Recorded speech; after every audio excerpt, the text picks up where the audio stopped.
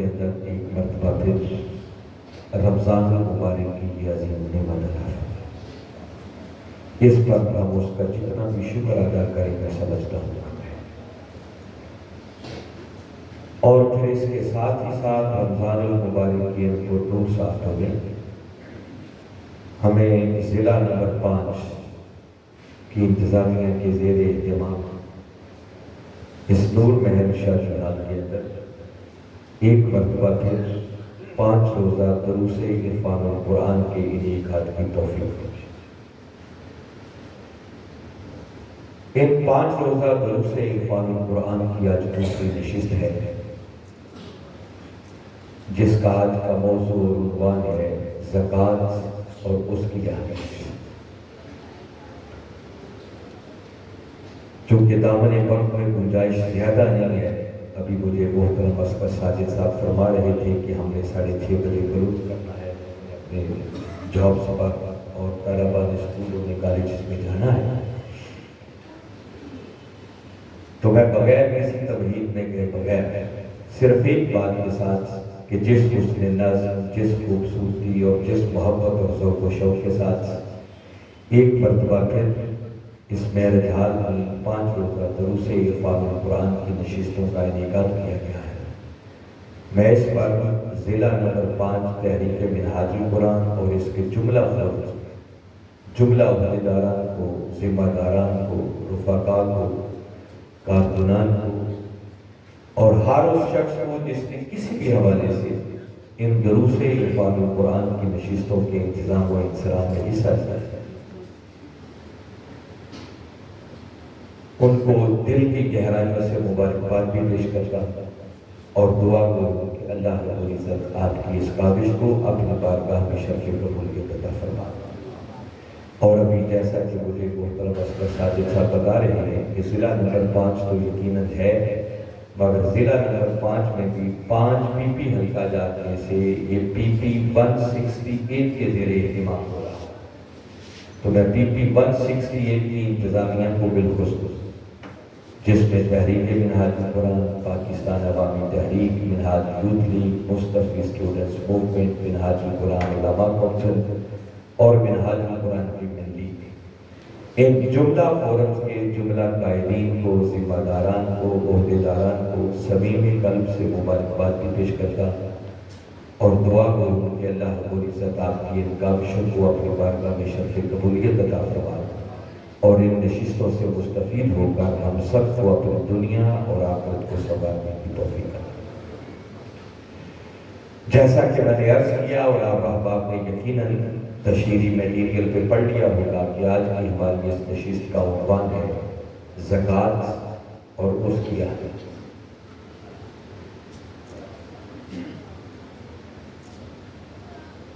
زکوٰۃ اسلام کا ایک بنیادی رکن ہے،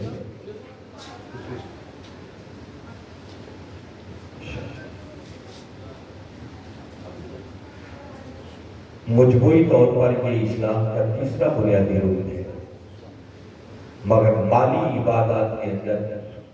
اس کو اولین مقام کا درجہ ہے۔ زکوٰۃ کا تعلق بیک وقت خدا، اس کی مخلوق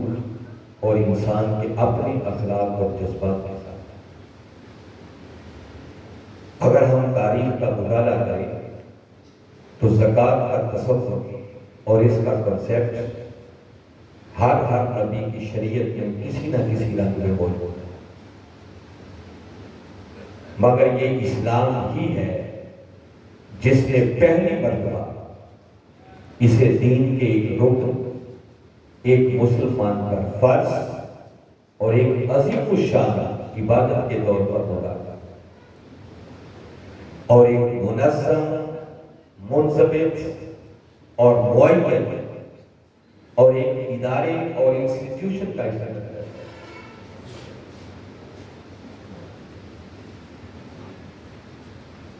مگر اگر جائزہ لیا جائے تو شاید اسلام کے کلمہ پڑھ لینے کے بعد جو 4 بنیادی ارکان ہیں ان میں سے سب سے زیادہ نظر انداز ہونے والا کوئی رکن ہے جو یہی زکوٰۃ ہے۔ ہم زکوٰۃ دیتے بھی نہیں ہیں، مگر اس پر ہمارا ضمیر ہمیں جھنجھوڑتا بھی نہیں ہے۔ اس لیے ہم نے فیصلہ کیا کہ جہاں ان 5 روزہ دروس عرفان القرآن کی نشستوں میں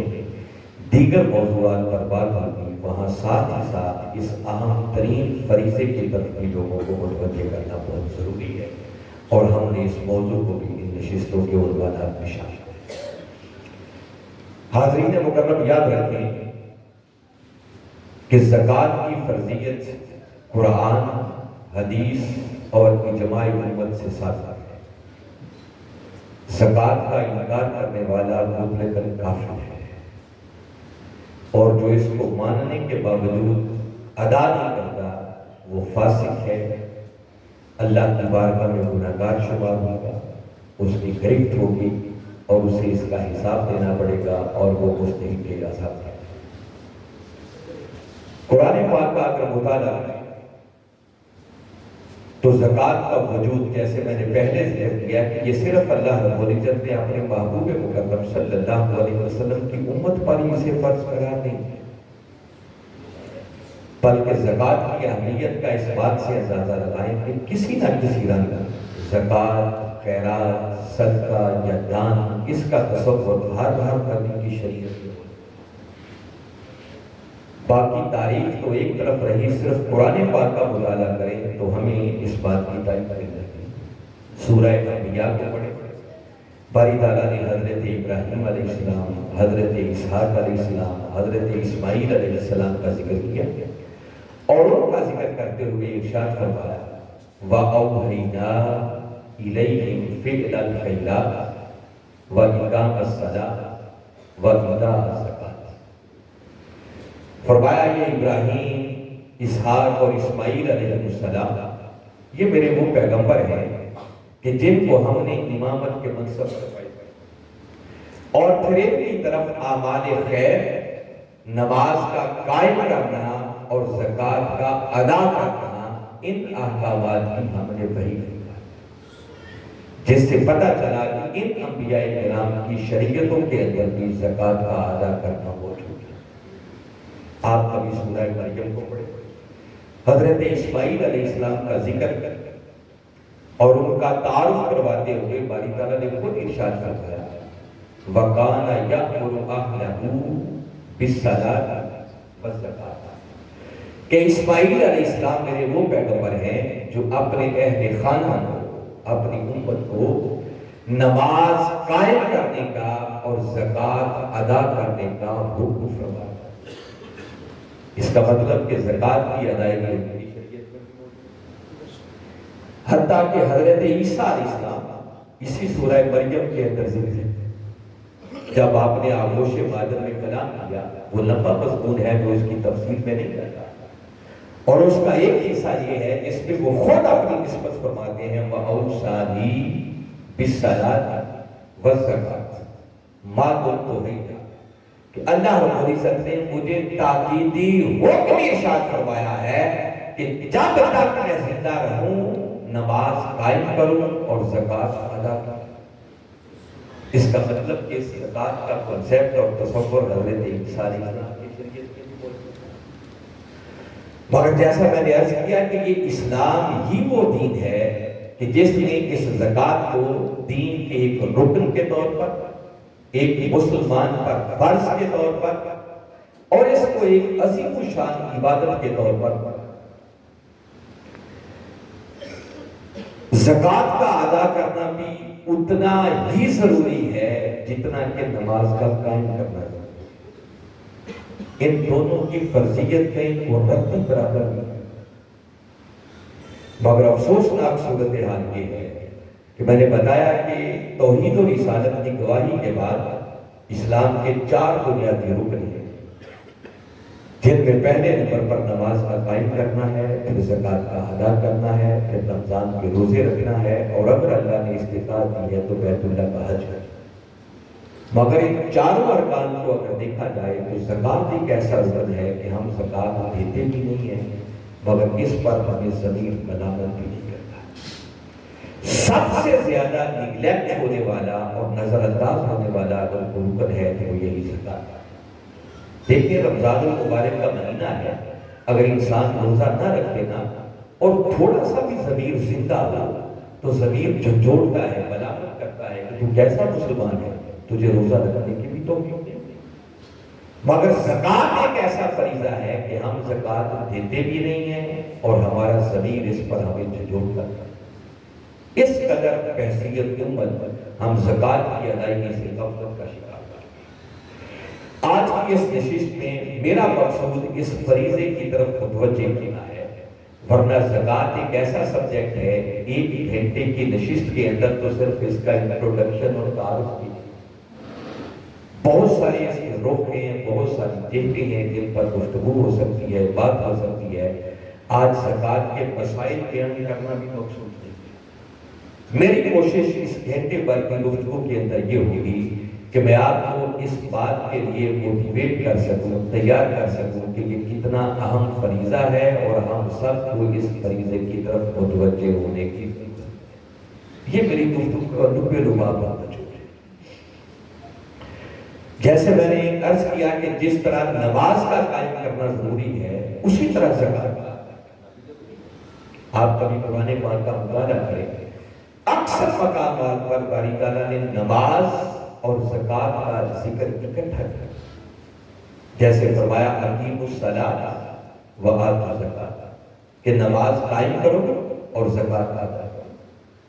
حضرت عبداللہ ابن عباس رضی اللہ تعالیٰ عنہ فرماتے ہیں کہ یہ جو باری تعالیٰ نے نماز اور زکوٰۃ کا اکٹھا ذکر کیا ہے، اس کی مختلف حکمتوں میں سے ایک حکمت یہ ہے کہ باری تعالیٰ یہ میسج ہمیں کنوے کرنا چاہ رہے ہیں کہ لوگوں یاد رکھو، یہ نماز اور زکوٰۃ ایک پیکج ہے، یہ الگ الگ قابل قبول نہیں ہے، یہ قبول ہوں گے تو اکٹھے ہوں گے۔ جس کا سادہ لفظوں میں معنی یہ ہے کہ باری تعالیٰ فرما رہے ہیں کہ وہ شخص جو نمازیں پڑھے، تہجدیں پڑھے، نوافل ادا کرے، حج کرے، عمرے کرے، مگر اپنے مال کی زکوٰۃ ادا نہ کرے تو باری تعالیٰ اس کی نمازوں، سجدوں اور اس کی تہجدوں کو بھی اس کے منہ پر دے گا۔ وہ نماز میں بھی کوئی قابل نہیں، وہ حج اور عمرے بھی کوئی قابل نہیں اگر انسان اپنے مال کی زکوٰۃ ادا۔ زکوٰۃ کے لفظ پر اگر غور کرے تو اس کا لغوی معنی ہے بڑھنا، پھلنا پھولنا، اس میں نمو اس کا معنی پایا جاتا ہے۔ پھر اس کے اندر طہارت اور پاکیزگی کا معنی بھی پایا جاتا ہے، اس کے اندر برکت کا معنی بھی پایا جاتا ہے۔ مگر اصطلاحی طور پر زکوٰۃ مال کے اس مخصوص حصے کو کہتے ہیں جو اللہ رب العزت نے صاحبان نصاب لوگوں پر فرض کرا۔ ایسا شخص جس کے پاس 7.5 تولے سونا ہے یا 52.5 تولے چاندی ہے، یا کچھ سونا ہے، کچھ چاندی ہے، کچھ اس کے پاس پیسے مالیت ہے، تو ان تینوں کو ملا کر وہ کسی ایک نصاب کو پہنچ جاتا ہے۔ تو ایسے شخص پر اس میں سے 40واں حصہ 2.5%، وہ جو مخصوص حصہ ہم نکالتے ہیں اس کو زکوٰۃ کہا جاتا ہے۔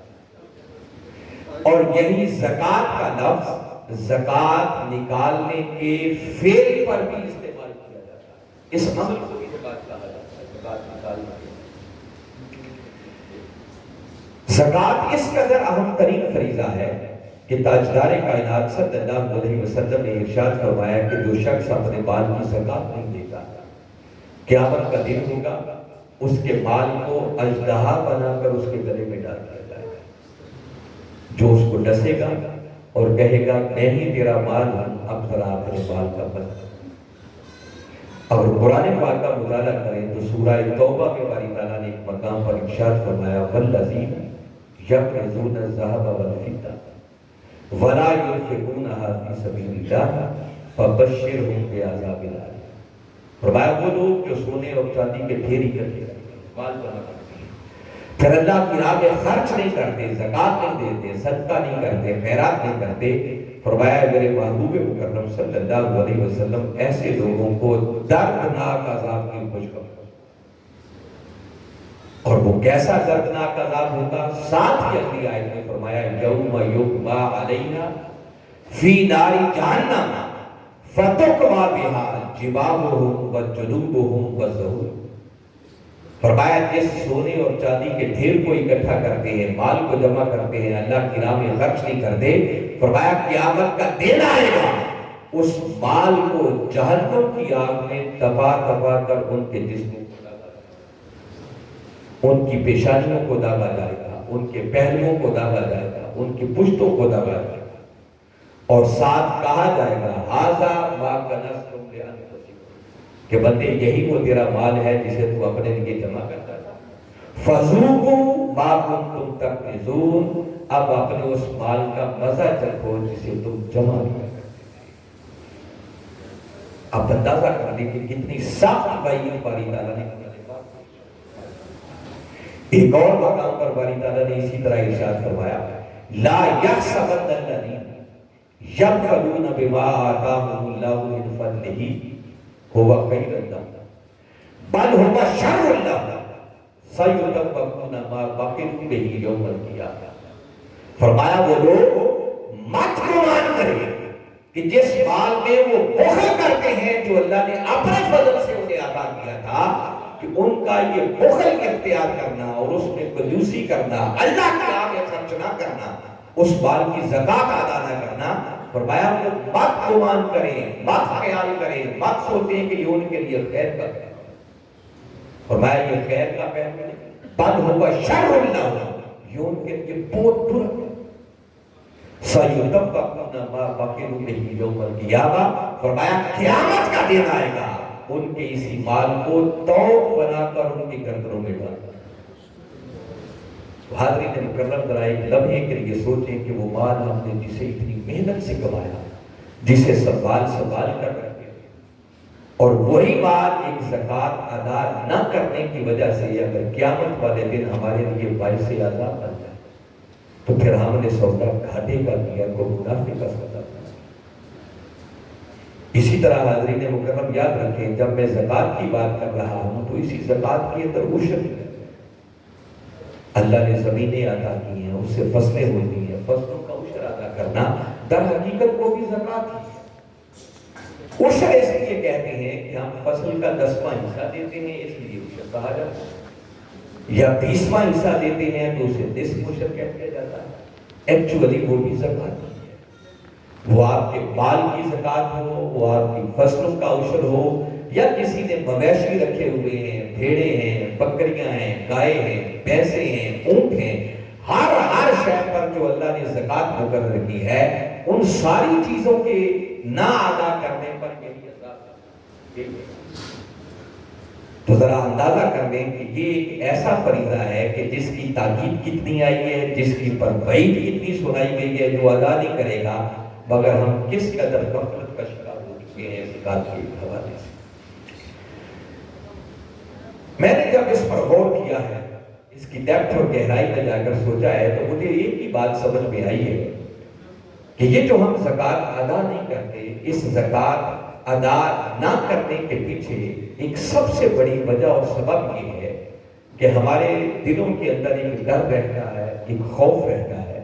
کہ اگر ہم نے اپنے مال کی زکوٰۃ دے دی تو ہمارا مال کم ہو جائے۔ یہ جو مال کے کم ہونے کا ڈر اور خدشہ ہے، یہ ہمیں اپنے مالوں کی زکوٰۃ نہیں دینی۔ آج میں کوشش کروں گا کہ اسی ڈر اور خوف کو آپ کے ذہنوں سے نکالنے کی کوشش۔ اگر یہ ڈر اور خوف نکل جائے اور یہ بات پر پختہ ایمان اور ہمارا یقین ہو جائے کہ زکوٰۃ دینے سے مال کم نہیں ہوتا، بلکہ اگر اس بات پر ایمان آ جائے کہ مال بڑھتا ہے، تو میرا خیال ہے کہ ہر شخص زکوٰۃ دینے کے لیے تیار ہے۔ اس بات کو بھی آپ تک پہنچانے کے لیے کئی اینگل ہو سکتے ہیں، مگر میں جو سمجھتا ہوں کہ آپ لوگوں کو اس بات پر موٹیویٹ کرنے کے لیے، اس بات کو آپ کے ذہنوں میں بٹھانے کے لیے، میرے پاس اللہ کے قرآن اور رسول کے فرمان سے بڑھ کر کوئی اور سورس ہو سکتا ہے۔ یہ دونوں ایسی چیزیں ہیں کہ ہم کلمہ پڑھنے والے لوگ ہیں، اگر قرآن اور رسول کے فرمان میں شک بھی کریں تو ہمارا ایمان ہی چلا جاتا ہے۔ تو میں ڈائریکٹ اللہ کا قرآن آج آپ کو سنانے کی کوشش کروں گا، کوئی قصہ کہانی نہیں، کوئی دائیں بائیں کی بات نہیں، یا قرآن کی بات ہوگی یا رسول کے فرمان کی بات۔ باری تعالیٰ نے سورہ بقرہ میں ارشاد فرمایا، کتنا واضح کیٹاگوریکل الفاظ میں ارشاد فرما دیا، فرمایا یمحق اللہ الربا ویربی الصدقات۔ فرمایا لوگوں، اللہ سود کو مٹاتا ہے اور صدقات کو بڑھاتا ہے۔ یہ بات بھی ذہن نشین رکھیں کہ زکوٰۃ ایک سیلف ایک صدقہ ہے۔ زکوٰۃ کو صدقہ بھی کہتے ہیں، ہر زکوٰۃ صدقہ کہلاتی ہے، مگر ہر صدقہ زکوٰۃ نہیں۔ صدقات کی قسمیں ہیں، کچھ صدقات واجبہ ہوتے ہیں، کچھ صدقات نافلہ۔ زکوٰۃ صدقات واجبہ ہے، تو جب صدقہ کا لفظ آ جائے تو اس میں سمجھو زکوٰۃ آٹومیٹکلی شامل ہے۔ تو باری تعالیٰ فرما رہے ہیں کہ یاد رکھو، اللہ سود کو مٹاتا ہے اور صدقات کو بڑھاتا ہے۔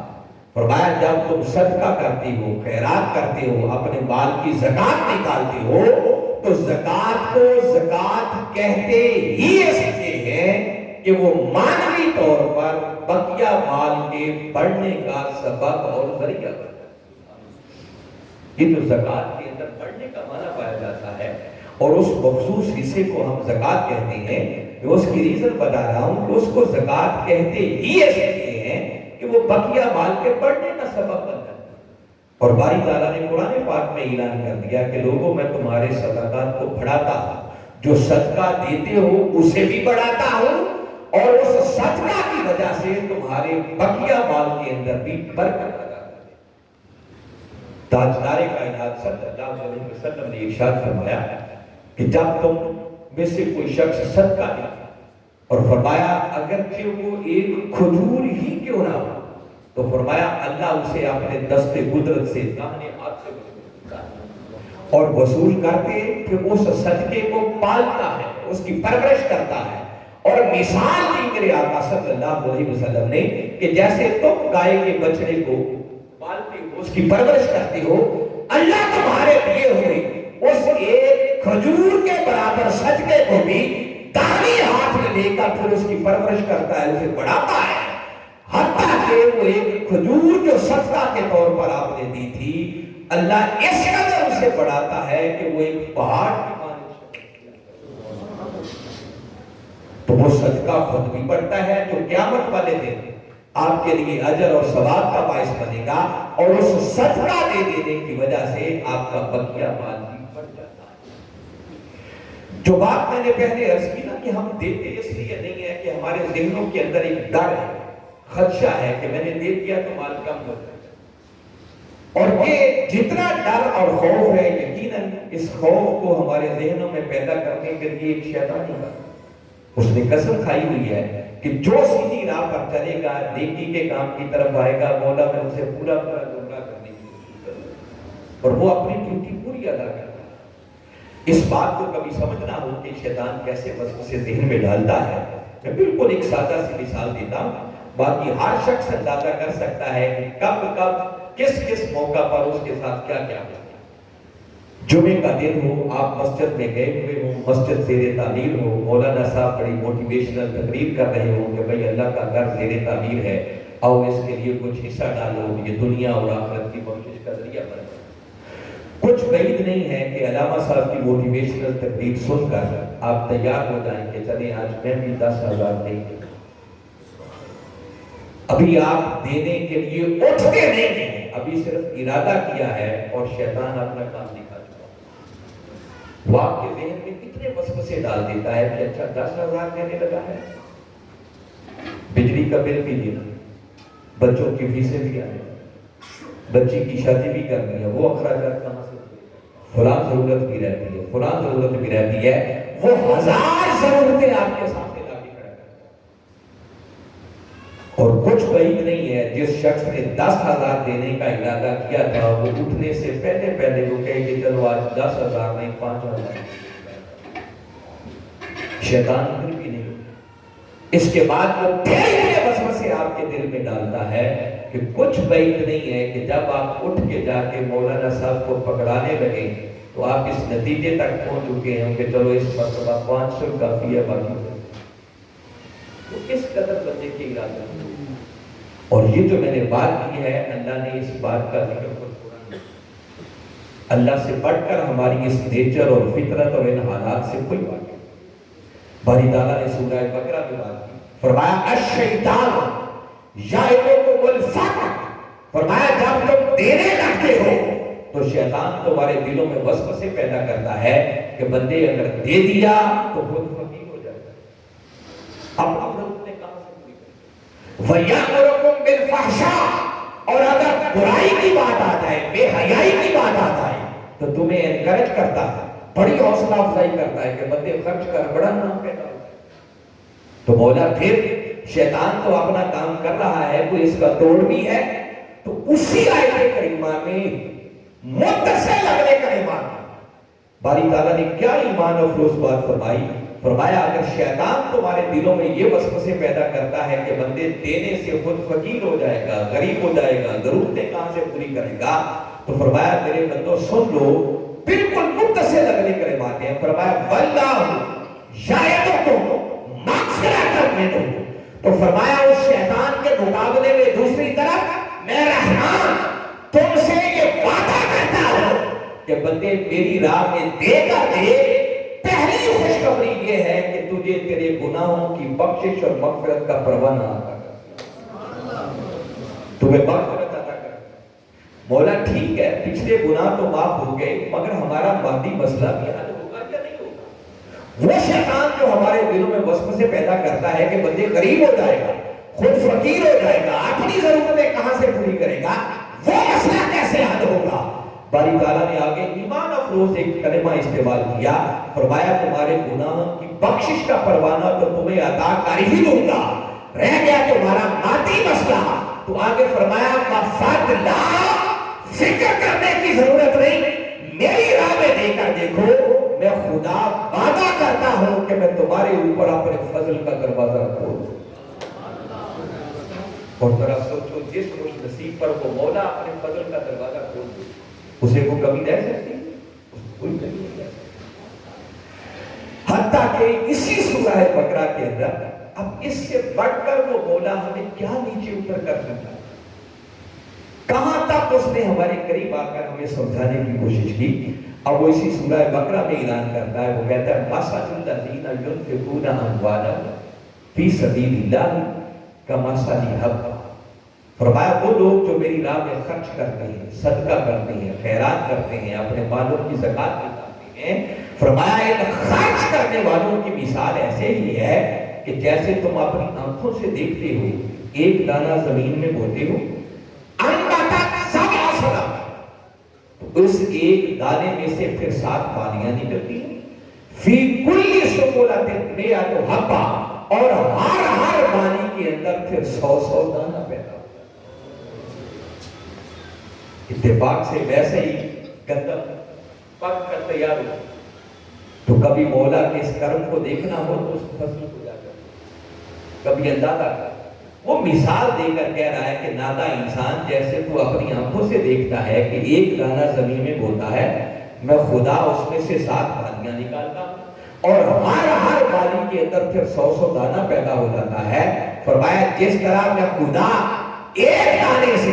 700 دانے پیدا کر دیتا ہوں، فرمایا جو میری راہ میں دیتا ہے، صدقہ کرتا ہے، خیرات کرتا ہے، اپنے مال کی زکوٰۃ ادا کرتا ہے، تو فرمایا میں اس کے دیے ہوئے مال کو 700 گنا بڑھا کر اسے واپس پلٹا دیا. اور اس نے اس پر بھی اکتفا نہیں کیا، اینڈ نہیں کیا، بلکہ ساتھ ہی آگے فرمایا واللہ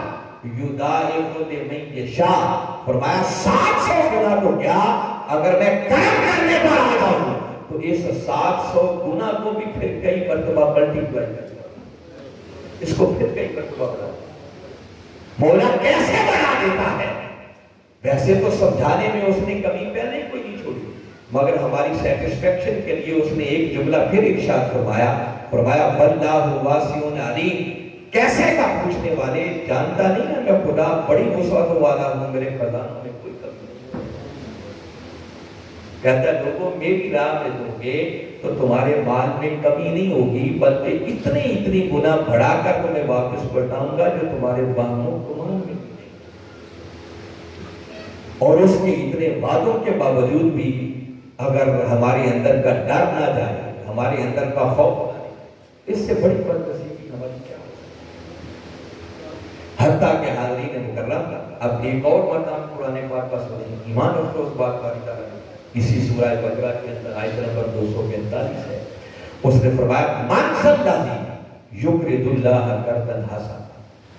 کون ہے جو اللہ کو قرض حسنا؟ وہ قرض حسنا کیا ہے؟ اسی کے دیے ہوئے میں سے اس کی غریب مخلوق پر خرچ کرنا، اس میں مال کی زکات بھی آ جائے گی، صدقات بھی آ جائیں گے، خیرات بھی آ جائے گی، اس سے بڑھ کر جو کچھ ہم دیں گے اللہ کی راہ میں سارا کچھ ہی آ جائے گا۔ اور کتنا قریب ہے کہ حالانکہ غور کریں سب کچھ دیا ہوا بھی اسی کا ہے، حقیقی مالک بھی وہی ہے، ایٹ دا اینڈ لے بھی اسی نے لینا ہے، مگر سب کچھ دے کر وہ پھر بندے کو کہتا ہے کہ کوئی ہے جو میرے دیے ہوئے میں سے مجھے ہی کرتے حسنا دیتے، اس سے بڑھ کر اس کا کرم بندے پر کیا؟ حالانکہ وہ ہمارے کسی قرض کا محتاج نہیں ہے۔ بندہ حیران ہو کے پوچھتا ہے کہ مولا تمہیں قرض کی ضرورت کہاں پر؟ وہ کہتا ہے لوگوں میں تمہارے قرض کا محتاج نہیں ہوں۔ یہاں تک تو بات آپ نے اکثر سنی ہے نا، آج اگلے کلمات آپ کے ذہنوں تک اور آپ کے دلوں تک باری تعالیٰ نے آگے بات ارشاد فرمائی، فرمایا میں کہ جو قرض حسنا تم سے مانگ رہا ہوں میں حاجت مند نہیں ہوں، میرا رسول محتاج نہیں ہوں، تو مولا پھر یہ قرض حسنا کیوں مانگتا ہے؟ فرمایا مانگ اس لیے رہا ہوں کہ اس میں بھی مجھے تمہاری ہی خیر مطلوب اور درکار۔ مولا وہ ہماری خیر کیا ہے؟ فرمایا جب تم مجھے قرض حسنا دو گے تو میں خدا کیا کروں گا؟ فرمایا فَيُضَاعِفَهُ لَهُ اضعافا کثیرا، فرمایا جب تم میں سے کوئی شخص مجھے قرض حسنا دے گا تو میں اس بندے کے دیے ہوئے قرض کو کثیر مرتبہ ملٹی پلائی کر کے اس بندے کو واپس کر دوں۔ اضعافا کثیرا، اضعاف اس کو انگلش میں ملٹیپلز کہیں گے۔ ملٹیپلائی کا معنی اس کے اندر پایا جاتا ہے، میں اس کی ڈیپتھ اور گہرائی میں نہیں جاتا ورنہ بڑے اچھے طریقے سے یہ سمجھایا جا سکتا ہے، بس میں نے اتنا بتا دیا کہ اضعاف کو انگلش میں ملٹیپلز کہیں گے، گناہ کے لفظوں میں یہ آتا ہے۔ جیسے کہ ہنسا ہے 3، تو آپ 3 کے اضعاف اگر بنانا چاہیں تو 3 کے اضعاف بنیں گے 3، 6، 9، 12، 15، 18، یہ 3 ملٹیپلائی ہوتا چلا جائے گا۔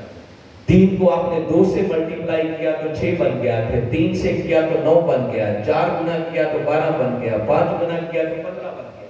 یہ سارے اس کے ملٹیپلز اضعاف بنتے جا رہے ہیں۔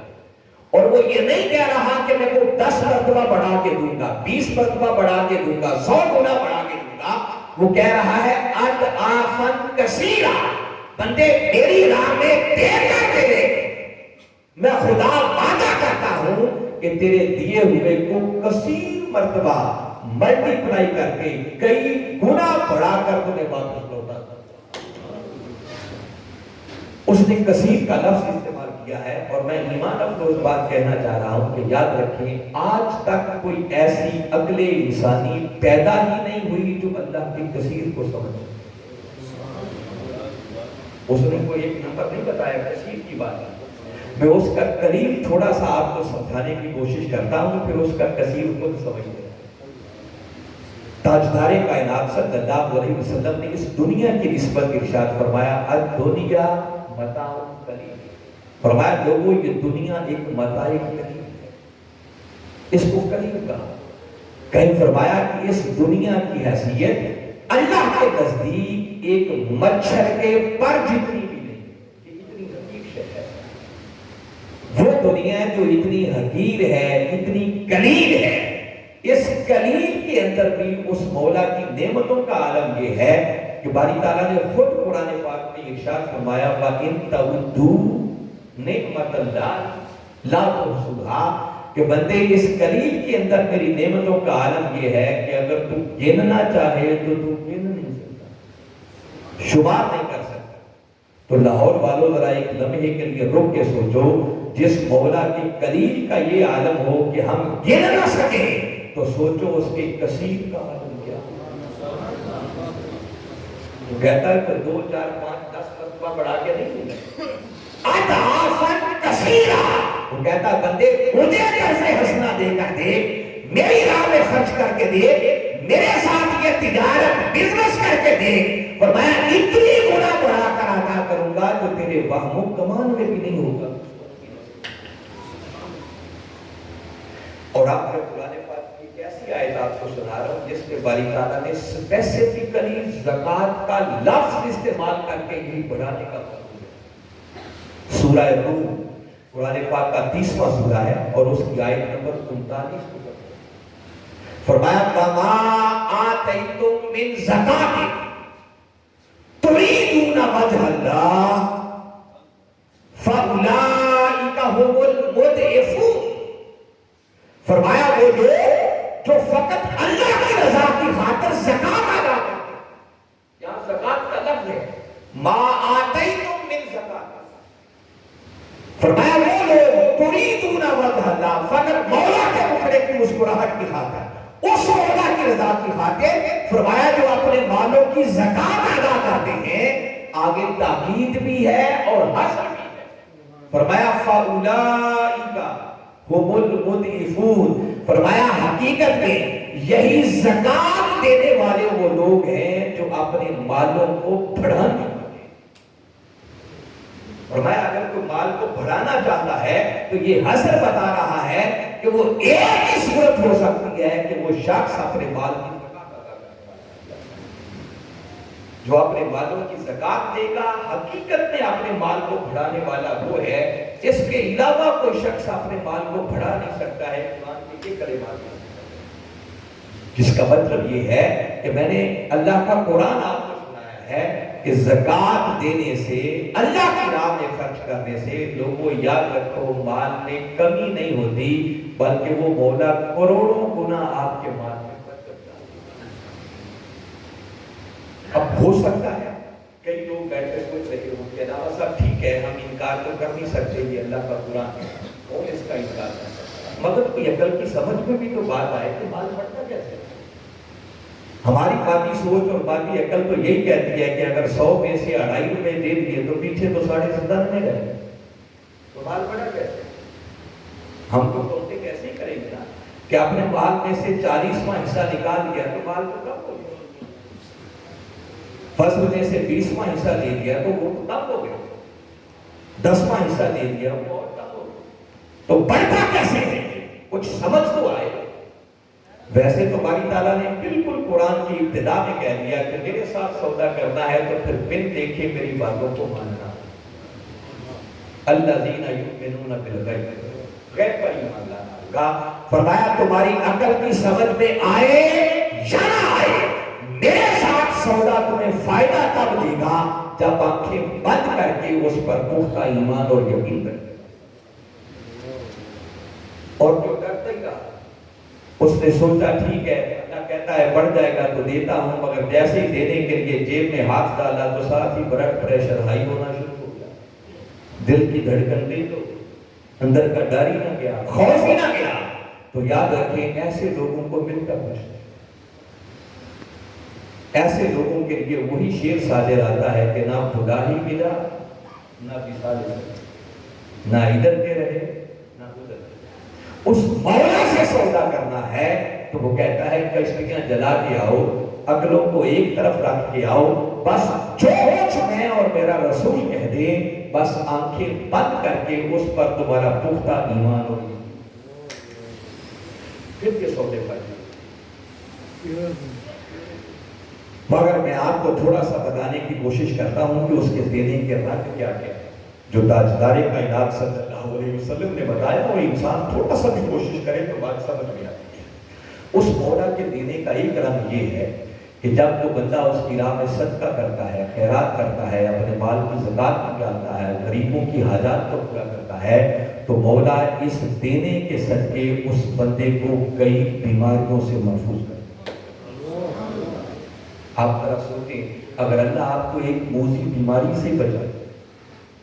ایسی ایسی بیماریاں آ گئی ہیں کہ ایک بیماری گھر میں آ جائے نا تو پورا خاندان لٹ جاتا ہے، پیچھے بچتا ہی کچھ نہیں، کنگال ہو جاتے ہیں۔ تو اگر اللہ ایک بیماری سے بچا جائے تو سودا گھاٹے کا ہوا یا منافع کا؟ اللہ آپ کی اس دینے کے صدقے آپ کو کئی حادثات سے بچا دے. خدا نہ کرے ایک حادثہ ہی ہو جائے پوری فیملی گاڑی میں. ہم آئے بس خبریں پڑھتے ہیں ایک حادثے کے اندر پوری فیملی ختم ہو جائے. تو اگر وہ مولا ایک حادثے سے بچا لے تو سوچو کتنا بڑا کرم ہے. اور میں آپ کو بتا رہا ہوں یہ صدقہ اتنی بڑی چیز ہے کہ یہ چھوٹی موٹی بیماریاں پریشانیاں ختم ہونا تو شاید کوئی نہیں. صدقہ اتنی بڑی چیز ہے کہ یہ موت جیسی مصیبت کو بھی ٹال دے. ہم نے کبھی مولا سے پتہ کر کے نہیں. میں آقا کے دو ارشادات آپ کو سناتا ہوں. ایک موقع پر تو میرے آقا صلی اللہ علیہ وسلم نے ارشاد فرمایا حسنوا اموالکم بالزکاۃ کہ لوگوں اپنے مالوں کی زکوٰۃ ادا کر کے اپنے مالوں کی حفاظت کرنے والے. اگر اپنے مال کی حفاظت چاہتی ہو, مال کو بچانا چاہتی ہو, مال کو محفوظ کرنا چاہتی ہو تو اس کا بہترین طریقہ یہ ہے کہ اپنے مال کی زکوٰۃ کرو. اللہ آپ کو نقصان سے. اور ساتھ فرمایا وَدَاوُوا أَمْرَاضَكُمْ بِالصَّدَقَةِ اور لوگوں صدقہ کر کے اپنی بیماریوں کا علاج کرنے والے. میں کسی عام شخص کی بات نہیں بتا رہا, کوئی قصہ کہانی نہیں, یہ رسول کا فرمان صلی اللہ علیہ وسلم نے ارشاد فرمایا. یہ بیماریوں کے علاج کا ایک نبوی نسخہ ہے جو میں آپ کو دے رہا ہوں. جہاں باقی آپ لاکھوں کروڑوں روپے بیماریوں کے علاج پر خرچ کرتے ہیں, کبھی کسی غریب کو دے کر دیکھیں, صدقہ کر کے دیکھیں, خیرات کر کے دیکھیں. میرے آقا اعلان فرما رہے ہیں وَدَاوُوا أَمْرَاضَكُمْ بِالصَّدَقَةِ لوگوں صدقہ کر کے خیرات کر کے اپنی بیماریوں کا علاج کریں. تو اللہ آپ کے دیے ہوئے صدقے کے ذریعے آپ کو کئی بیماریوں سے بچا دے. اور میں نے عرض کیا کہ یہ چھوٹی موٹی بیماریاں پریشانیاں مشکلات تو شیء کوئی نہیں ہے. صدقہ اتنی بڑی چیز ہے کہ یہ موت جیسی مصیبت کو بھی ٹال دیتا ہے. تاجدار کائنات صلی اللہ علیہ وسلم جلوہ افروز ہیں, صحابہ کرام بیٹھے اور میرے آقا صلی اللہ علیہ وسلم صحابہ کرام کو یہ بات سنا رہے ہیں. اور آپ کے سنانے کا معنی یہی ہے کہ آقا نے ان کو سنائی اس لیے کہ شاید کبھی تو یہ لاہور میں نشتر ٹاؤن کے علاقے میں نور محل شادی میں بیٹھ کر سننے والوں کے کانوں تک بھی میری بات پہنچی. آقا ہمیں سنوانا چاہ رہے ہیں, آقا کے بیان کرنے معنی آپ کو بھول گئے. اور آقا صحابہ کرام سے فرما رہے ہیں کہ حضرت داؤد علیہ السلام کے زمانے میں کہ وہ اللہ کے پیغمبر بیٹھے ہیں, ان کے اصحاب بیٹھے ہیں کہ ایسے میں اسرائیل علیہ السلام ان کی خدمت میں حاضر ہوئے اور خدمت میں حاضر ہو کر عرض کرنے لگے کہ اللہ کے نبی یہ جو جوان آپ کی مجلس میں بیٹھا ہے نا, 3 دنوں کے بعد اس کی روح قبض کر لیں, اس کا آخری وقت ہے. آپ نے بات سنی, اپنے سینے میں محفوظ رکھی. 3 دن تو کیا, وہاں کئی دن کئی مہینے اور کئی سال گزر گئے اس نوجوان کی ڈیتھ ہے. یہ ہمارے آقا صلی اللہ علیہ وسلم سنا رہے ہیں صحابہ. میرے آقا ایسے کو میسج کنوے کرنا چاہتے ہیں. کافی عرصے کے بعد جب دوبارہ اسرائیل علیہ السلام سے ملاقات ہوئی تو حضرت داؤد علیہ السلام سے پوچھنے لگے بھئی آپ نے تو کہا تھا کہ 3 دنوں کے بعد اس نوجوان کی روح قبض کر لی جائے گی, وہ تو ابھی بھی زندہ ہے. تو اسرائیل علیہ السلام آگے سے جواب عرض کرنے لگے کہ اللہ کے پیغمبر میں نے جو کہا تھا وہ حق ہوا. یہ نوجوان جب آپ کی مجلس میں تھا تو اس کی جیب میں 20 درہم یا اس دور کی جو بھی کرنسی 20 روپے تھے. بس آپ کی مجلس سے اٹھا, اس نے وہ 20 روپے اللہ کی راہ میں صدقہ کر دیے. بس وہ صدقہ کرنے کی دیر تھی, اللہ نے اس نوجوان کی عمر میں 20 سالوں کا اضافہ کیا. اللہ یوں اپنی تقدیر کو بدل. اس لیے لوگوں قبل اس کے آخری وقت آ جائے, اس وقت کے آنے سے پہلے پہلے اللہ کی راہ میں خرچ کرنے والے اپنے بالوں کی زکات دینے والے. پھر بسا اوقات اس کے دینے کا رنگ یہ بھی ہے, آپ کبھی جائزہ لیں جب وہ کرم کرنے پر آ جائے کیسے کیسے کرم کرتا ہے. میں آپ کو دعوت مشاہدہ دے رہا ہوں, کبھی مارکیٹ میں چلے جائیں. آپ نے دیکھا ہے کہ بازار کے اندر جب جائیں تو اگر کپڑے کی دکانیں شروع ہوئی ہیں تو ساری ہر جگہ کپڑے کی دکانیں آ جاتی ہیں اور مختلف سامان کی دکانیں ہوتی ہیں. تو ایک ہی مثال لے لیں, کپڑے کی مارکیٹ میں ہم چلے گئے. اب 7 دکانیں ہوتی ہیں، ایک جیسا مال رکھ کے بیٹھے ہوتے ہیں۔ ایک دکاندار ہے، وہ صبح جا کے اپنی دکان کھولتا ہے، صاف ستھرا کرتا ہے، سارا دن بیٹھ کے چلا جاتا ہے، اس کی دکان میں کوئی داخل نہیں ہوتا، کوئی داخل ہو جاتا ہے، سودا ہی نہیں ہوتا، شام کو خالی ہاتھ چلا جاتا ہے،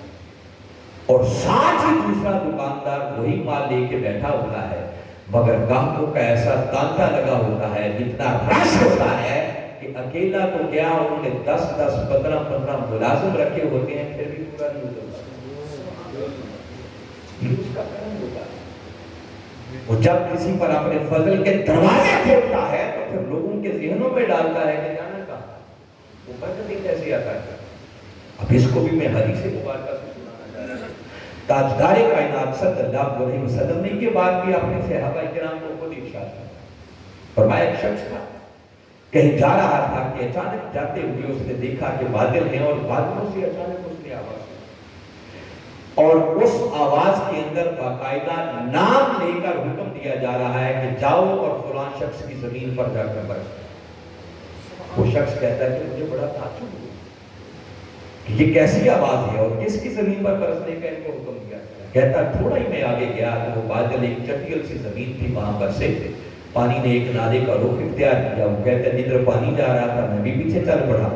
تھوڑا ہی آگے گیا تو دیکھا کہ ایک شخص اس پانی سے اپنے کھیتوں کو سیراب کر، کہتے میں نے جا کر اس سے نام پوچھا تو نام اس کا وہی نکلا جو میں نے بادلوں سے آواز سنی۔ کہتے میں نے اسے مبارکباد دی کہ مبارکباد، میں نے اپنے کانوں سے یہ آواز سنی کہ حکم ہو رہا تھا کہ جاؤ اور فلاں شخص کی زمین پر جا کر برسو۔ تو میں جاننا چاہتا ہوں کہ تیرا کون سا ایسا عمل ہے جس کے صدقے اللہ تجھ پر اتنا کرم کرے۔ تو وہ سوچ کے جواب دیتا ہے کہ اور تو مجھے کوئی بات سمجھ میں نہیں آتی کہ میرا کوئی خاص عمل ہے، یہ جو زمین کا ایک ٹکڑا ہے یا اس میں باغ ہے، اس میں محنت مزدوری کرتا ہوں، اور اللہ اس میں سے مجھے جو چاہتا کرتا ہے اس کے 3 حصے کرتا ہوں۔ ایک حصہ اپنے بیوی بچوں پر خرچ کر دیتا ہوں، دوسرا حصہ اللہ کی راہ میں اس کی غریب مخلوق پر خرچ کر دیتا ہوں، اور تیسرا حصہ دوبارہ اسی زمین کے ٹکڑے پر انویسٹ کر دیتا ہوں۔ بس یہ جو اللہ کی غریب مخلوق پر خرچ کرتا ہوں، شاید یہی ایک ایسا عمل ہے جس کے صدقے اللہ مجھ پر اپنے کرم کے دروازے کھولتا ہے۔ اس کے دینے کے یہ بھی رنگ ہے، جب بندہ اس کے ساتھ سودا کر لیتا ہے تو پھر بندہ مٹی کو بھی ہاتھ لگائے وہ سونا بنا۔ وہ جس کاروبار اور بزنس میں قدم رکھے اللہ برکتیں عطا کرتا ہے۔ تو میں بتا رہا ہوں کہ لوگوں اس مولا سے سودا کرو، اس سے بزنس کرو، اس سے تجارت کرو۔ دیکھو نا ساری دن اور ساری رات ہم گولو کے بیل کی طرح لگے رہتے ہیں، انویسٹمنٹ کرتے ہیں کہ کہیں سے پروفٹ مل جائے، اتنا مل جائے، اتنا مل جائے، اتنا مل جائے۔ میں نے بڑے کاروبار بزنس دیکھے ہیں، میری معلومات کے مطابق ہو سکتا ہے کوئی اس سے زیادہ بھی دیتا ہو۔ کچھ عرصہ پہلے وزیر آباد میں ایک ڈبل شیف پیدا ہوا جو پیسے ڈبل کرتا ہے، اس سے زیادہ پروفٹ کہاں نہ ملتا، کہیں نہ ملتا،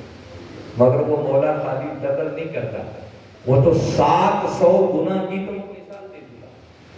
اور 700 گنا ہی نہیں، وہ کہتا ہے کرم کرنے پہ آ جاؤں اسے پھر کئی گنا بڑھا بے حد کا حساب ادا کرتا ہوں۔ تو کبھی انویسٹمنٹ ہمیں اس مولا کے ساتھ کی کرتے ہیں۔ کوئی ایسا اکاؤنٹ کھولنا چاہیے کہ بیلنس بڑھتا ہی چلا جائے اور ہمیں اس لحاظ میں جو ایک ایمان افروز بات آپ لوگوں کو اور بتانا چاہ رہا ہوں، من کے کانوں سے سننے والی بات ہے، وہ بھی قرآن کی بات ہے کہ اللہ کی راہ میں دینے سے برکتیں کیسے ہیں۔ سورہ توبہ اور اس کی آیت نمبر 103 باری تعالیٰ نے اپنے محبوب مکرم صلی اللہ علیہ وسلم سے مخاطب ہو کر ارشاد فرمایا خذ من اموالہم صدقہ،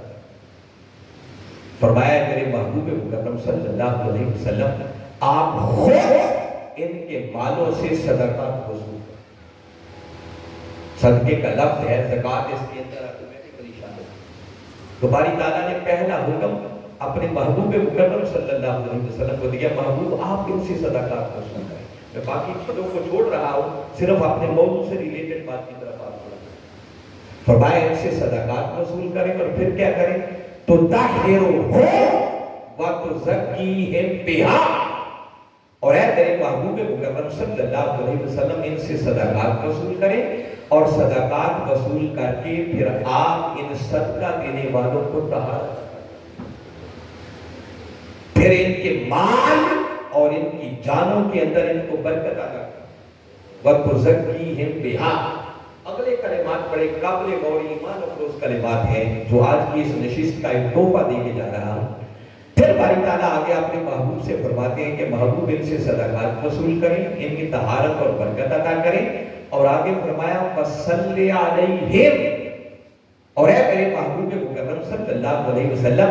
پھر ان صدقہ دینے والوں پر آپ دم فرمائیں، ان کے لیے دعا کریں، میری بارگاہ میں ہاتھ اٹھا، کیوں؟ اِنَّ صَلَاتَكَ سَكَنٌ لَهُمْ، کہ محبوب جب آپ ان کے لیے دعا کے لیے ہاتھ اٹھائیں گے تو آپ کی دعا کے صدقے ان کی بے چین روحوں کو سکون مل جائے گا۔ اس سے میں ایک خاص بات عقد کر کے جو آپ کو دینا چاہ رہا ہوں تو یہ کہ یاد رکھیں یہ حکم تو 14 صدیاں پہلے، مگر قرآن کا اصول ہے کہ قرآن کا کوئی حکم کسی جگہ پر رکتا نہیں ہے بلکہ وہ قیامت تک چلتا ہے۔ باری تعالیٰ نے حکم تو 14 صدیاں پہلے نازل فرمایا کہ محبوب آپ ان کے بالوں سے صدقات وصول کریں۔ اس سے ایک بات یہ سمجھ میں آتی ہے کہ یہ حکم آج کے قرآن پاک میں موجود ہے۔ جب کوئی شخص صدقہ دیتا ہے، خیرات کرتا ہے، مال کی زکات نکالتا ہے تو بظاہر اس کا صدقہ اور خیرات غریب کے ہاتھوں میں جاتا ہے، مگر قرآن بتاتا ہے کہ حقیقت میں دست مصطفیٰ اسے خود وصول کرتے ہیں، کیونکہ خدا حکم دے رہا ہے محبوب آپ ان کے صدقات وصول کرتا ہے۔ اور پھر باری تعالیٰ نے یہ جو حکم دیا کہ محبوب ان صدقہ دینے والوں کے لیے آپ دعا کریں، تو کیا یہ دعا صرف وہ 14 صدیاں پہلے کے لوگوں کے لیے تھی کہ آج کے لوگوں کے لیے بھی ہو؟ ہم بارے پھرتے ہیں نا، کبھی فلاں سے دعا کروا لیں، کبھی فلاں سے دم کروا لیں، کبھی فلاں کے پاس چلے جائیں۔ نیک لوگوں سے دعا کروانا یہ کملی والے آقا صلی اللہ علیہ وسلم کی سنت کام نہیں ہے، اچھا ہے، مگر مجھے بتائیں کائنات میں کوئی کملی والے آقا صلی اللہ علیہ وسلم سے بڑھ کر بھی دعا کرنے والا ہوگا؟ کوئی آقا سے بڑھ کر بھی کسی کی دعا قبول ہوتی ہوگی؟ اور اگر 14 صدیاں گزر جانے کے بعد بھی کبھی دل چاہے نا کہ ڈائریکٹ مکین گنبد خضرا کی دعائیں ملیں، کوئی آقا کی دعائیں لینا چاہے تو قرآن اعلان کر رہا ہے کہ جب کوئی شخص اللہ کی راہ میں صدقہ کرتا ہے، خیرات نکالتا ہے، زکات دیتا ہے، ادھر اس کی زکات، اس کا صدقہ غریب کے ہاتھوں تک پہنچتا ہے، ادھر مکین گنبد خضرا صدقہ دینے والے کے لیے اللہ کی بارگاہ میں ہاتھ آقا آج اس صدقہ دینے والے کے لیے دعا کریں۔ اور لاہور والوں ایمان سے کہیے کہ جس خوش نصیب کے لیے میرے مولا کے ہاتھ اٹھ جائے اسے کوئی کمی رہ سکتی ہے؟ کوئی پریشانی رہ سکتی ہے؟ میں تو یہ کوشش کر رہا ہوں ایک ٹوٹی پوٹی، وہ کہتے ہیں نا شاید کہ تیرے دل میں اتر جائے میرے بات، یہ منظر کرنا نکالنا چاہتا ہوں کہ اللہ کی راہ میں دینے سے آپ کو کوئی کمی نہیں آتی، اللہ اتنا کچھ عطا کرے گا جو آپ کے وہاں۔ اور پھر جن لوگوں کو یہ سمجھ آ گئی پھر پوچھئے سیدنا صدیق اکبر رضی اللہ تعالیٰ، گھر کا سرا مال لا کے پیش کر دیا۔ میرے آقا نے پوچھا باپ کیتا لے آنے کی یاد ابو بکر گھر والوں کے لیے کیا چھوڑ کیا ہے؟ پھر دینے میں ایک کیف محسوس ہوتا ہے، اگر بندے کو یہ سمجھ آ جائے، ایمان رکھتا ہو جائے کہ جو کچھ میں دے رہا ہوں فقط غریب کے ہاتھوں میں نہیں جا رہا بلکہ اللہ اور اس کا رسول خود اسے وصول کر رہے ہیں، اگر بندے کو یہ کیفیت نصیب ہو جائے تو سوچے اسے دینے میں کیا کیفیت ہے، وہ تو ایک بددافعی کیفیت۔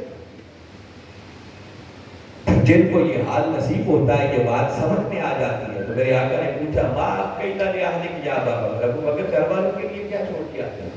تو عرض کرتے ہیں اب کئی تو لہم اللہ و رسولہ، آقا جو دنیا کی مال و متاع تھی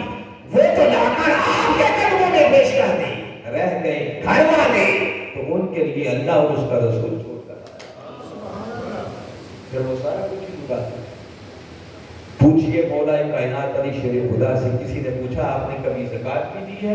فرمایا سخیوں کو کبھی زکوٰۃ دینے کی نوبت آیا، کبھی مال اتنا جمع ہونے ہی نہیں دیا کہ وہ نصاب بنے اور اس پر زکوٰۃ دے، اس سے پہلے ہی سارا اللہ کی راہ میں۔ اور ہم تو وہ نالائق لوگ ہیں کہ جو اللہ نے فرض قرار دیا ہے وہ دینے کو تیار ہے۔ قرآن پاک جن ہستیوں کے واقعات کو بیان کرتا ہے، سیدنا صدیق اکبر رضی اللہ تعالیٰ عنہ کی بارے میں فرمایا الذی یؤتی مالہ یتقی، وہ کائنات کا سب سے بڑا متقی شخص جس نے اللہ کی راہ میں مال دیا اور مال دے کر اپنے نفس کا درد کر، یہی وہ مولا کائنات علی شیر خدا اور سیدہ کائنات فاطمہ الزہرا سلام اللہ علیہا، جب انہوں نے اپنے شہزادوں کی شفا یابی کے لیے 3 روزوں کی منت مانی کہ حسنین کریمین علیہ السلام شفا یاب ہو جائیں تو ہم 3 روزے رکھیں۔ جب روزے رکھنے کا وقت آیا پہلا روزہ رکھا، سارا دن بھوکے پیاسے ہوا، اتفاق سے مہینہ رمضان کا،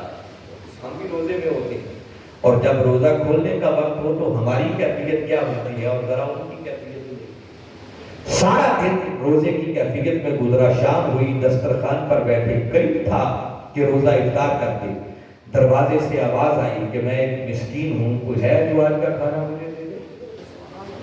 دونوں ہستیوں نے ایک دوسرے کی طرف دیکھا اور نگاہوں ہی میں فیصلہ ہو گیا کہ آج کا کھانا مسکین کو دے دیتے ہیں، خود خالی پانی سے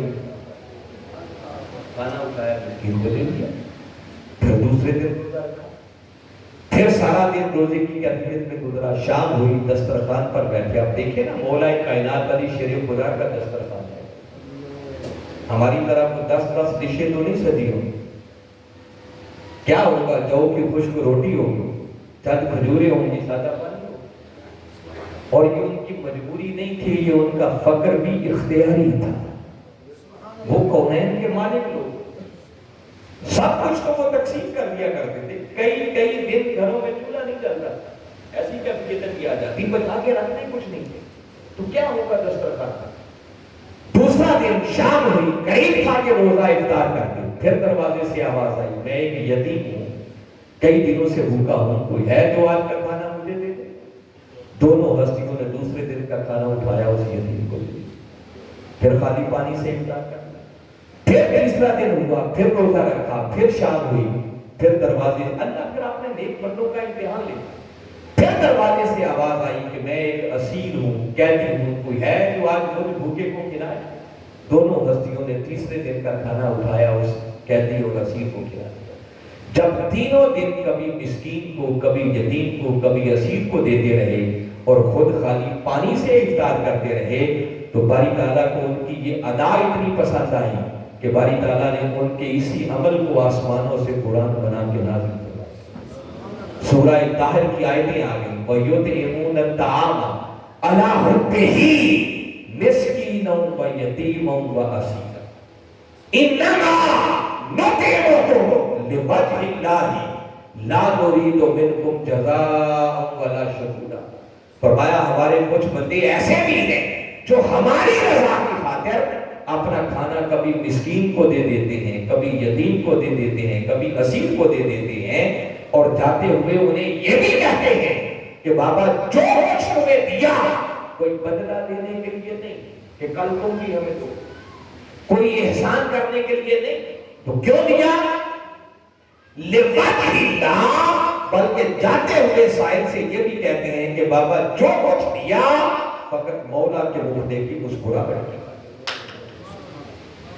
جن کو یہ راز سمجھ آ گیا پھر وہ یوں سب کچھ اللہ کی راہ میں دے دیا۔ تو لوگوں زکوٰۃ تو وہ مال ہے جو اللہ تعالیٰ نے صاحبان نصاب پر فرض کرا، اس کے لیے بغیر گزارے کوئی نہیں، چارہ کوئی۔ لہذا اگر اللہ نے آپ لوگوں کو مال عطا کیا ہے، وہ سونے کی شکل میں ہے، چاندی کی شکل میں ہے، مالیت کی شکل میں ہے، وہ فصلوں کی شکل میں ہے، وہ مویشیوں کی شکل میں ہے، تو یاد رکھیں جب تک اس مال کی زکوٰۃ نہیں دیتے تب تک آپ مجرم ہیں، اللہ کی بارگاہ میں جواب دہ ہوں گے، اور آپ کا زکوٰۃ نہ دینا یہ قیامت والے دن آپ کے لیے باعث عذاب۔ اپنی دنیا کو بہتر کرنے کے لیے، اپنی آخرت کو بہتر کرنے کے لیے، اللہ اور اس کے رسول کی بارگاہ میں سرخرو ہونے کے لیے ضروری ہے کہ اس کے دیے ہوئے میں سے پھر اپنے بالوں کی زکوٰۃ نکالے۔ پھر ویسے ہی رمضان المبارک کا مہینہ ہے، زکوٰۃ کے لیے کوئی خاص مہینہ متعین نہیں ہے کہ فلاں مہینے میں حولان حول سال گزرنا ضروری ہے۔ جب آپ کا وہ سال پورا ہو جائے، جب چاہے سال میں آپ زکوٰۃ دے سکتے ہیں۔ مگر یہ رمضان المبارک کا مہینہ بالعموم ہر ماحول ہے کہ ہم رمضان میں دیتے ہیں۔ فائدے کی بات ہے کہ یہ وہ مہینہ ہوتا ہے جس میں نفل ادا کریں تو فرض کے برابر ثواب، اور اگر فرض ادا کریں تو اللہ 70 فرائض کے برابر اجر اور ثواب۔ زکوٰۃ ایک ایسا فریضہ ہے کہ جب تک کوئی شخص اپنے مال کی زکوٰۃ ادا نہیں کرتا، اس کا دوسرا متبادل کوئی نہیں ہوتا۔ اگر کوئی 20 سال پرانی بھی آپ نے زکوٰۃ دینی ہے تو وہ زکوٰۃ دینے سے ہی ادا ہوگی، ادروائز آپ مجرم رہیں گے، آپ کی گرفت ہوگی، حساب کیا جائے گا۔ لہٰذا سال کا بھی سوچیں، حساب کریں۔ یہ گھاٹے کا سودا نہیں ہے، منافع کا سودا ہے جو بتا رہا ہوں۔ بے شک تھوڑا تھوڑا کر کے اس کو دینا شروع کریں، مگر جیتے جی یہ دے جاؤ۔ جب آخری وقت آ جائے گا، روح کمزور رہی ہوگی، پھر بندہ حضرت کہے گا کہ مولا کاش تھوڑی سی مہلت دے دیتا تاکہ میں بھی صدقہ کر دوں، میں بھی خیرات کر دوں۔ مگر حکم ہوگا کہ بندے نہیں، جب آخری وقت آ جائے پھر ایک لمحہ نہ آگے ہوتا ہے نا اس وقت ختم ہوتا ہے۔ لہذا آپ نے یہ صدقات، زکوٰۃ اور خیرات ضرور نکالیے۔ رمضان المبارک کے مہینے میں غریبوں تک پہنچائیے، بڑی ویلفیئر سوسائٹی ہے۔ مگر میں اس کے ساتھ ہی ساتھ بتانا چاہ رہا ہوں، ایسی تنظیموں کی کمی نہیں ہے جو لے لیتے ہیں مگر پھر مس یوز کرتے ہیں۔ مجھے نام لینے کی ضرورت نہیں، مجھ سے زیادہ بہتر جانتے ہوں گے۔ معلوم نہیں ہے پھر اس زکوٰۃ کے پیسوں پر کیا کیا دہشت گردی کے منصوبے اچھی طرح چھان پھٹک کر کے جو صحیح معنوں میں خرچ کرنے والے ہوں ان کو ضرور دیں۔ ایسی ہی این جی اوز میں سے اور تنظیمات میں سے ایک تحریک منہاج القرآن کے زیر اہتمام چلنے والی منہاج ویلفیئر فاؤنڈیشن ہے، جس کی لاجواب خدمات ہے۔ آپ کو لاہور میں بیٹھے ہوئے آپ کو دعوت دے رہا ہوں، صرف یہ ٹاؤن شپ عمر چوک کے پاس جو ہمارا مرکز ہے، وہاں یتیم اور غریب بچوں کے لیے آغوش کے نام سے ادارہ چل رہا ہے، جس میں سینکڑوں کی تعداد میں ایسے بچے تعلیم حاصل کر رہے ہیں جن کا کوئی سہارا نہیں، اور ماہانہ 15-20 ہزار فیسیں دے کر جو بچے ہاسٹل میں رہتے ہیں، شاید ان کو وہ فیسلٹیز میسر نہ ہوں جو ان یتیم بچوں کو فراہم کی جاتی ہیں۔ آپ ان کی تعلیم کا سٹینڈرڈ کبھی جا کے چیک کریں، ان کی رہائش کو چیک کریں، ان کے کھانے کو چیک کریں، ان کے کپڑوں کو چیک کریں، ہر چیز آپ دیکھیں گے، آپ دنگ رہ جائیں گے۔ اور الحمدللہ جب یہ منصوبہ شروع کیا تھا تو وہ ابتدائی کلاسوں کے بچے جن کو منہاج القرآن نے اپنے ذمہ لے لیا، ان کی کفالت اپنے ذمہ لے لی، آج ان میں سے کچھ سیشنز جو فارغ ہوئے، وہ یتیم بچے جو پرائمری کلاسوں میں داخل ہوئے تھے، آج پی ایچ ڈی تک اپنی تعلیم کر، ان میں سے کئی آرمی میں کمیشنر بن چکے۔ اس لیول تک منہاج القرآن میں اللہ کی توفیق سے ہوتا ہے۔ پھر کوئی ایمرجنسی ہو جائے، جیسے کورونا تھا، کوئی سیلاب آ جائے، کوئی زلزلہ آ جائے، پاکستان تو ایک طرف وہ تو ہوتا ہی ہے، بیرون ممالک بھی کئی جگہوں پر جب ایسی کوئی آفت آتی ہے تو منہاج القرآن اپنے کروڑوں روپے کے وسائل کے ساتھ وہاں مدد کے لیے پہنچتا ہے۔ پاکستان میں کتنے علاقے ہیں جہاں پر پینے کا صاف پانی میسر نہیں ہے، ان کو ہینڈ پمپ لگا کے دیے جاتے ہیں۔ پھر ان کی صحت کے لیے منہاج ویلفیئر فاؤنڈیشن کے زیر اہتمام ہماری لاہور کی تنظیم ایک موبائل میڈیکل یونٹ کے ساتھ میدان عمل میں ہے، وہ اپنا کام کر رہی ہے۔ ہمارے اداروں میں پڑھنے والے بچے، خواہ وہ منہاج یونیورسٹی ہو، وہ شریعہ کالج ہو، وہ تحفیظ القرآن ہو، یا ہمارا کورسز کا ادارہ ہو، صرف سالانہ غریب بچوں کو جو فیس میں رعایت کی جاتی ہے، میں ایک محتاط اندازہ بتا رہا ہوں، وہ رقم لاکھوں میں نہیں ہے، وہ کروڑوں میں جاتی ہے۔ پھر یتیم بچیوں کی ہر سال شادیاں کی جاتی ہیں۔ ابھی 20 مارچ کو 25 غریب بچیوں کی اجتماعی شادیوں کی ترتیب ہوئی، ہر سال ہی ایسا ہوتا ہے۔ پھر اس سے ہٹ کر ہماری تنظیمات جو کرتی ہیں وہ الگ ہے۔ مختلف علاقوں میں اسلامک سینٹرز کتنے ہمارے اور ادارے چل رہے ہیں جہاں بچے حفظ کرتے ہیں، نازلہ پڑھتے ہیں، اس طرح کی تعلیمات کا اہتمام ہے۔ تو میں آپ کو دعوت دوں گا کہ اپنی ڈونیشن، صدقات، خیرات، عطیات یہ منہاج ویلفیئر فاؤنڈیشن کو بھی دیں۔ یہ ضمانت اور گارنٹی دی جا سکتی ہے کہ انشاءاللہ جب آپ منہاج ویلفیئر فاؤنڈیشن کو دیں گے تو میرے مولا نے چاہا تو آپ کا دیا ہوا ایک ایک روپیہ بھی وہ صحیح جگہ پر خرچ ہوگا۔ آپ تو منہاج ویلفیئر فاؤنڈیشن کی ایک الگ دنیا ہے۔ کبھی مرکزی سیکریٹریٹ پہ آئیں، دیکھیں منہاج ویلفیئر فاؤنڈیشن کے آفس میں جائیں اور تعارف حاصل کریں۔ ویب سائٹ پہ سب کچھ دیکھا جا سکتا ہے، آپ کو اندازہ ہوگا کہ منہاج ویلفیئر فاؤنڈیشن کیا خدمات انجام دے رہی ہے۔ تاہم میں انہی کلمات کے ساتھ بارے دیگر ان دروس عرفان القرآن کی نشستوں کے منتظمین کو دل کی گہرائیوں سے مبارکباد بھی پیش کرتا ہوں۔ دعا ہوں کہ اللہ آپ کی اس کاوش کو قبول فرمائے۔ کل یقیناً اس سلسلے کی تیسری نشست، اور میرا خیال ہے کہ کل کی نشست میں ہمارے نوجوان اسکالر حضرت علامہ صابر کمال بٹو صاحب تشریف۔ میں نے آج جو کچھ ٹوٹی موٹی معروضات آپ کے سامنے پیش کی ہیں، یہ تو کچھ بھی نہیں، یہ نوجوانوں کا دور ہے۔ کل آپ جب ان کو سنیں گے تو آپ دنگ رہ جائیں گے۔ اللہ نے ان کو بڑی صلاحیتوں سے نوازا ہے، اور کل کا سبجیکٹ بڑا اہم ہے۔ کل ان کا موضوع ہوگا امہات المومنین اور آج کی خواتین۔ تاجدار کائنات صلی اللہ علیہ وسلم کی ازواج مطہرات، ان کی سیرت، ان کے کردار پر انشاءاللہ قرآن اور حدیث کی روشنی میں بات ہوگی، اور ان کی سیرت کی روشنی میں آج ہمارے معاشرے کی خواتین پر کیا ذمہ داریاں عائد ہوتی ہیں، وہ اپنی زندگیوں کو کیسے بہتر بنا سکتی ہیں، اس موضوع پر وہ گفتگو کریں گے۔ کل بالخصوص ویمن لیگ کی بہنوں سے میری گزارش ہوگی کہ زیادہ سے زیادہ خواتین کو لائیں، ان کے لیے ٹاپک ہوگا